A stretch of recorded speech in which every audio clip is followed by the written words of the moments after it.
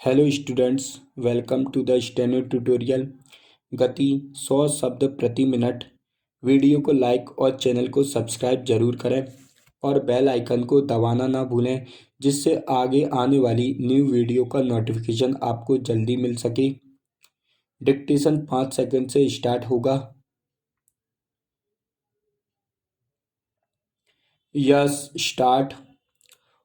उपसभापति जी, मैं निवेदन करना चाहता हूं कि विकास के लिए हम जिस मात्रा में पूंजी लगा रहे हैं, उस मात्रा में हमारे देश में उत्पादन में वृद्धि नहीं हो रही है।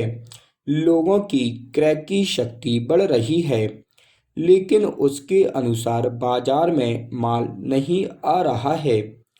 मैं यह भी कहना चाहता हूं कि इतना कहना ही पर्याप्त नहीं होगा कि मूल्यों को कम करने के लिए उत्पादन बढ़ाना आवश्यक है। यह ऐसी चीज है जिसमें किसी को मतभेद नहीं हो सकता। देखने में यह आता है कि सरकार की नीतियां मूल्यों को बढ़ाने में तो सहायक होती हैं, लेकिन उनसे उत्पादन में वृद्धि नहीं होती है। मैं चाहता हूं कि इस बात पर गंभीरता से विचार किया जाए। माल को इधर उधर ले जाने में जो किराया देना पड़ता है, उसके कारण मूल्यों में वृद्धि होती है। मुझे आश्चर्य है कि वित्त मंत्री ने अपने भाषण में यह तो कहा है कि मूल्य वृद्धि से उन्हें चिंता हो रही है, किंतु मूल्य वृद्धि को रोकने के लिए कौन से कदम उठाए जा रहे हैं, इस संबंध में वित्त मंत्री अपने आप में भी स्पष्ट नहीं है। मैं उनके इस कथन से सहमत नहीं हूं कि थोक मूल्यों में करीब 8% की वृद्धि हुई है। साधारण लोगों का जीवन बाजार भाव से चलता है।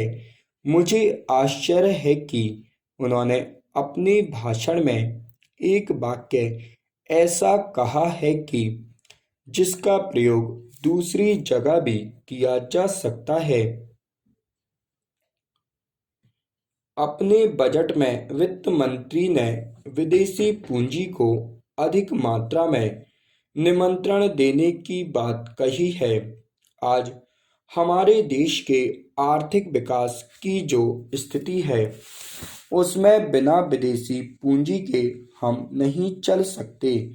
लेकिन विदेशी पूंजी बड़ी मात्रा में देश भर में आए, इसके जो खतरे हैं, उनको आंख से ओझल नहीं किया जाना चाहिए। यह बात अभी तक स्पष्ट नहीं हुई है कि हम जो विदेशी पूंजी देश में लाना चाहते हैं, वह किन शर्तों पर लाना चाहते हैं। उद्योग धंधों में, कल कारखानों में विदेशी पूंजी का हिस्सा बहुत कम है। यह बात वित्त मंत्री ने कही है।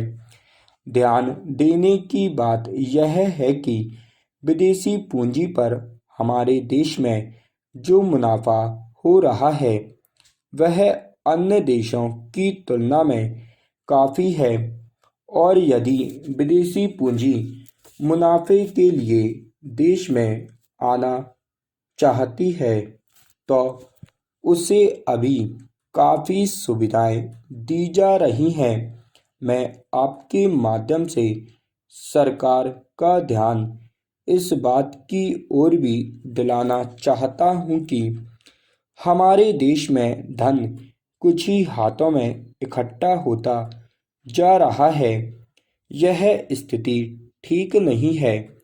सरकार को गंभीरता के साथ इस समस्या पर विचार करना चाहिए और यह देखना चाहिए कि हमारे देश का धन कुछ ही पूंजीपतियों के हाथों में न जाने पाए।